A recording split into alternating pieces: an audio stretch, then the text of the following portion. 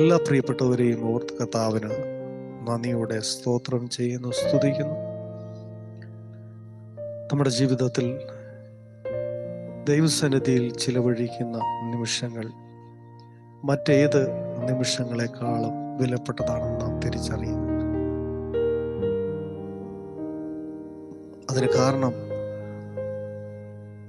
ദൈവത്തോടൊപ്പം നമ്മൾ ചിലവഴിക്കുന്നു എന്നുള്ളത് കൊണ്ടാണ് ആ സമയത്തിന് വിലയുള്ളതായിത്തീരുന്നു.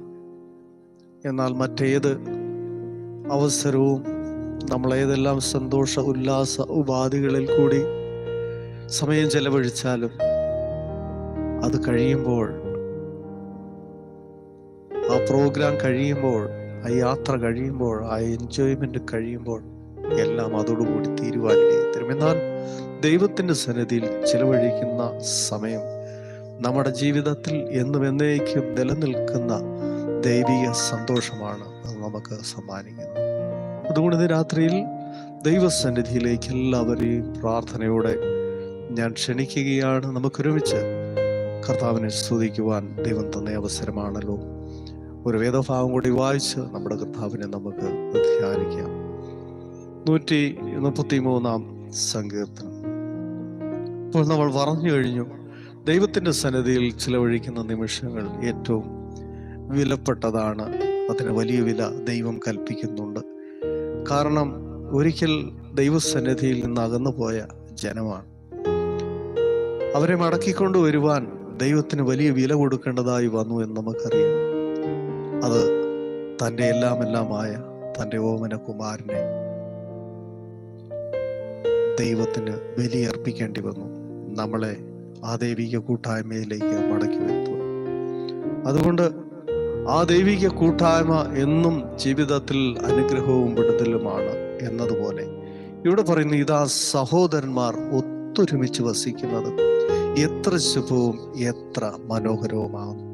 ദൈവത്തിന്റെ സന്നിധിയിൽ ചിലവഴിക്കുന്ന ഓരോ നിമിഷവും മറ്റായിരം നിമിഷത്തേക്കാൾ ദിവസത്തേക്കാൾ ഉത്തമമെന്ന് ദൈവനും പറയുമ്പോൾ ഇവിടെ പറയുന്നു, ഇതാ സഹോദരന്മാർ ഒത്തൊരുമിച്ച് വസിക്കുന്ന എത്ര ശുഭവും എത്ര മനോഹരവുമാകുന്നു. അതെന്തുകൊണ്ടാണ് ഇങ്ങനെ സഹോദരന്മാർ ഒത്തൊരുമിച്ച് വസിക്കുന്ന എത്ര ശുഭവും എത്ര മനോഹരവുമാകുന്നു എന്ന് പറയുന്നത്? അതിന്റെ കാരണം വേദപുസ്തകം പഠിപ്പിക്കുന്നത്, 2 or 3 പേർ എൻ്റെ നാമത്തിൽ എവിടെ കൂടിയാലും അതിൻ്റെ മധ്യത്തിൽ ദൈവം ഉണ്ട്. അതുകൊണ്ടാണ് സഹോദരന്മാർ ഒത്തൊരുമിച്ച് വസിക്കുന്നത് ശുഭവും മനോഹരവും ആകുന്നു. ഇവിടെ അതിൻ്റെ അളവ് പറയുന്നത് എത്ര ശുഭവും എത്ര മനോഹരവുമാണ്. അതിൻ്റെ അളവ് നമുക്കൊരിക്കലും തിട്ടപ്പെടുത്തുവാൻ കഴിയാത്തത് കൊണ്ടാണ്, ഇത്ര എന്ന് പറയുവാൻ കഴിയാത്തത് കൊണ്ടാണ് എത്ര എന്ന് പറഞ്ഞിരിക്കുന്നത്. അപ്പോൾ എത്ര ശുഭവും എത്ര മനോഹരവുമാകും. ദൈവസന്നിധിയിൽ ചിലവഴിക്കുന്ന സമയവും സഹോദരന്മാർ ഒത്തൊരുമിച്ച് വസിക്കുന്നതായ സമയവും സന്ദർഭവും എല്ലാം ഏറ്റവും വിലപ്പെട്ടതും അത് ശുഭവും മനോഹരവുമാകുന്നു എന്ന് വേദപുസ്തകം പഠിപ്പിക്കുന്നു. കാരണം ദൈവം നമ്മുടെ നടുവിൽ കടന്നു വരുമ്പോഴുണ്ടാകുന്ന ആ വലിയ സന്തോഷത്തെ നമ്മൾ തിരിച്ചറിയാത്തതുകൊണ്ട്, അതുകൊണ്ട് ദൈവത്തിന്റെ വചനം പറയുന്നത്, യഹോവ നല്ലവനെന്ന് രുചിച്ചറിഞ്ഞ് അവനെ ശരണം പ്രാപിക്കുന്ന മനുഷ്യൻ ഭാഗ്യവാൻ. അപ്പൊ യഹോവ നല്ലവനെന്ന് രുചിച്ചറിഞ്ഞാലല്ലേ ആ ദൈവം നമ്മുടെ നടുവിലേക്ക് കടന്നു വരുമ്പോൾ ഉണ്ടാകുന്ന സന്തോഷത്തെക്കുറിച്ച് നമുക്ക് തിരിച്ചറിയുവാൻ കഴിയുന്നത്. അത് വേദപുസ്തക രചയിതാവിടെ ചില വാക്യങ്ങളിൽ കൂടി പഴയ നിയമ പശ്ചാത്തലത്തെ ഉദ്ധരിച്ചുകൊണ്ട് ഇവിടെ പറയുകയാണ്. അത് വസ്ത്രത്തിന്റെ വിളിമ്പിലേക്ക് നീണ്ടു കിടക്കുന്ന താടിയിലേക്ക്, അഹരോന്റെ താടിയിലേക്ക് തന്നെ ഒഴുകുന്നതായി, അവന്റെ തലയിലെ വിശേഷ തൈലം പോലെയും സിയോൻ പർവ്വതത്തിൽ പെയ്യുന്ന ഹെർമോന്യ മഞ്ഞു പോലെയും ആകുന്നു. എന്ത്? സഹോദരന്മാർ ഒത്തൊരുമിച്ച് വസിക്കുന്നത്, അതുപോലെ ദൈവസന്നിധിയിൽ നമ്മൾ ചിലവഴിക്കുന്നതായ സമയവും അതിൻ്റെ വിലയും ഇവിടെ രേഖപ്പെടുത്തിയിരിക്കുകയാണ്. അത് വസ്ത്രത്തിന്റെ വിളിമ്പിലേക്ക് നീണ്ടു കിടക്കുന്ന താടിയിലേക്ക്, അഹരോന്റെ താടിയിലേക്ക് തന്നെ ഒഴുകുന്നതായി, അവന്റെ തലയിൽ വിശേഷ തൈലം പോലെയാകും. വേദപുസ്തകത്തിൽ വിശേഷ തൈലത്തെക്കുറിച്ചും അഭിഷേക തൈലത്തെക്കുറിച്ചൊക്കെ വളരെ വ്യക്തമായ വിവരണങ്ങൾ നമുക്ക് കാണാൻ കഴിയുന്നുണ്ട്. അതിന് വളരെ പ്രത്യേകതയുള്ളതാണ്. അതുപോലെയാകുന്നു സഹോദരന്മാർ ഒത്തൊരുമിച്ച് വസിക്കുമ്പോൾ ഉണ്ടാകുന്നതായ ആ സന്തോഷവും സമാധാനവും ഐശ്വര്യവും അതിൽ കൂടി ലഭിക്കുന്നതായ എല്ലാവിധ അനുഗ്രഹങ്ങളും. ഇവിടെ പറയും, സിയോൻ പർവ്വതത്തിൽ പെയ്യുന്ന ഹെർമോന്യ മഞ്ഞ് പോലെയും ആകുന്നു. അവിടെയല്ലോ യഹോവ അനുഗ്രഹവും ശാശ്വതമായുള്ള ജീവനും കൽപ്പിച്ചിരിക്കുന്നു. അപ്പോൾ ദൈവത്തിന്റെ സന്നിധിയിലേക്ക് സഹോദരങ്ങൾ കടന്നു വരുമ്പോൾ അത് ശുഭവും മനോഹരവുമായി തീരുവാനിടയായി തീരുന്നത് അവിടെയല്ലോ യഹോവ അനുഗ്രഹവും ശാശ്വതമായുള്ള ജീവനും കൽപ്പിച്ചിരിക്കുന്നു. അപ്പോൾ യഹോവ അനുഗ്രഹവും ശാശ്വതമായുള്ള ജീവനും കൽപ്പിച്ചിരിക്കുന്നത് സഹോദരന്മാർ ഒത്തൊരുമിച്ച് വസിക്കുന്ന ഇടത്താണ്. ദൈവവുമായുള്ള ആ കൂട്ടായ്മയിൽ വസിക്കുന്ന ഇടത്താണ് യഹോവ അനുഗ്രഹവും ശാശ്വതമായുള്ള ജീവനും കൽപ്പിച്ചിരിക്കുന്നത്. ഇത് മനസ്സിലാക്കാത്തത് കൊണ്ടാണ് ദൈവിക കൂട്ടായ്മയിൽ നിന്ന് എന്നും ജനം ഒളിച്ചോടുവാൻ തയ്യാറാകുന്നത്. അവർക്ക് ഇതുവരെ മനസ്സിലാക്കുവാൻ കഴിഞ്ഞിട്ടില്ല, സഹോദരന്മാർ ഒത്തൊരുമിച്ച് വസിക്കുന്ന ഇടത്ത് യഹോവ അനുഗ്രഹവും ശാശ്വതമായുള്ള ജീവനും കൽപ്പിച്ചിരിക്കുന്നുവെന്ന്. അത് മനസ്സിലാക്കാത്തത് കൊണ്ടും അവർ ദൈവത്തിന്റെ സന്നിധിയോ സഹോദരന്മാർ ഒത്തൊരുമിച്ച് വസിക്കുന്ന സഭകളോ അവർ ആഗ്രഹിക്കാറില്ല, അവരതിന് ശ്രമിക്കാറില്ല.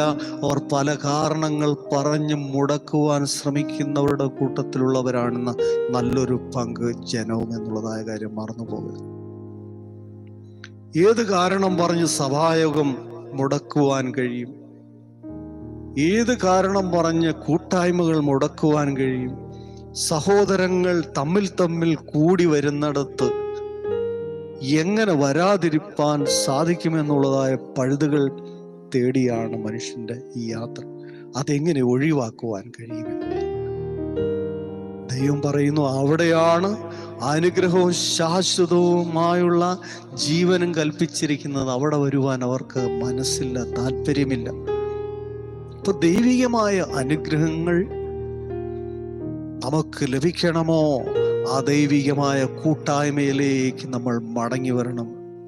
സഹോദരങ്ങൾ ഒത്തൊരുമിച്ച് വസിക്കുന്നതായ ആ അനുഭവത്തിലേക്ക് നമ്മൾ മടങ്ങി വരണം.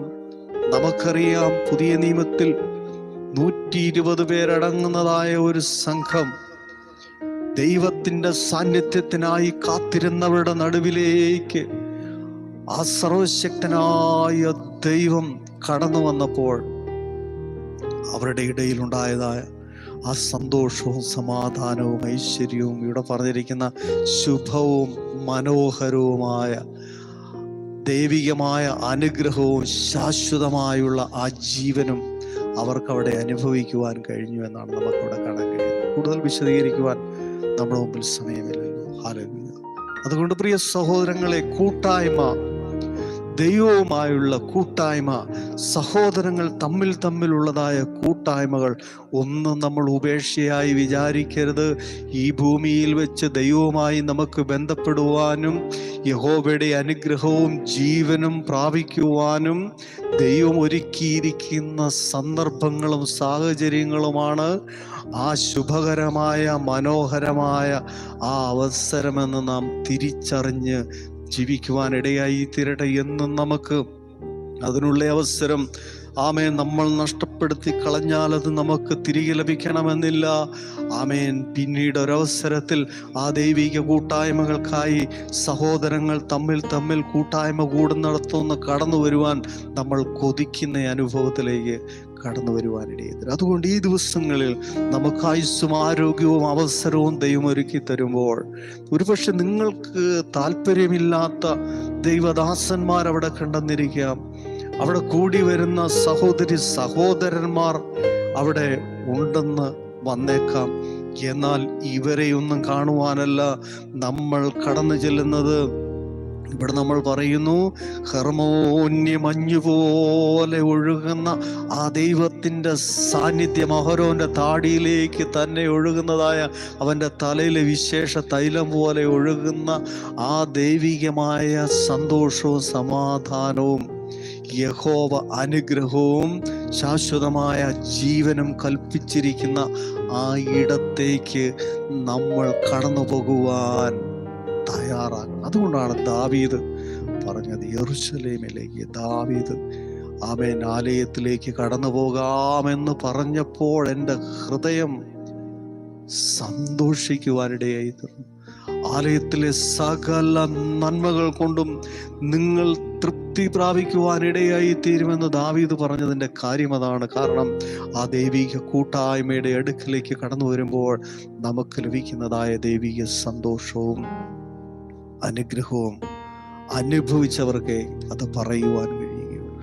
അത് തന്നെയാണ് ദാവീദ് ഇവിടെ പറഞ്ഞിരിക്കുന്നത്. ആ ദൈവിക കൂട്ടായ്മ, സഹോദരന്മാർ ഒത്തൊരുമിച്ച് വസിക്കുന്നവരുടെ നടുവിൽ ഇറങ്ങി വരുന്ന ആ ദൈവവുമായുള്ള കൂട്ടായ്മ അവരുടെ അനുഗ്രഹത്തിനും ശാശ്വതമായുള്ള ജീവനും അവർക്ക് ലഭിപ്പാൻ തക്കോണം ഇടയായി തീരുന്നെങ്കിൽ, ഇന്ന് രാത്രിയിൽ എന്നെ ശ്രദ്ധിക്കുന്ന ആരെങ്കിലും ആ കൂട്ടായ്മ വിട്ടു നടക്കുന്നെങ്കിൽ, ഉപേക്ഷയാ വിചാരിക്കുന്നെങ്കിൽ, അലംഭാവത്തോടെ അവർ നിങ്ങൾ കരുതുന്നെങ്കിൽ, ഏതെങ്കിലും കാരണങ്ങളും പഴുതുകളും പറഞ്ഞ് ആരാധന മുടക്കുന്നെങ്കിൽ, കൂട്ടായ്മകൾ മുടക്കുന്നെങ്കിൽ, പ്രിയ സഹോദരങ്ങളെ, നിങ്ങൾക്ക് വേണ്ടി അനുഗ്രഹങ്ങൾ പകർന്നു നൽകുവാൻ ദൈവം ഒരുക്കി വെച്ചിരിക്കുന്ന അവസരമാണത്.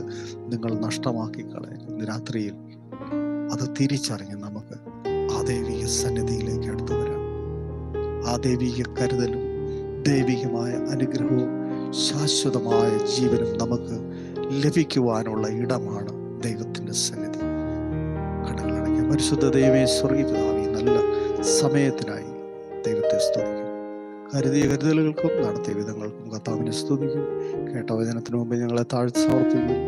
സകല യേശു ക്രിസ്തുവിൻ ധന്യമറിയ നാമത്തിൽ തന്നെ ആമേൻ. ദൈവം നിങ്ങളെ എല്ലാവരെയും അനുഗ്രഹിക്കട്ടെ. ശാശ്വതമായുള്ള ആ ദൈവിക സന്തോഷവും അനുഗ്രഹവും നമുക്ക് പ്രാപിപ്പാൻ ദൈവസന്നിധിയിലേക്ക് എടുത്തു വരാം. Thank you. God bless you all.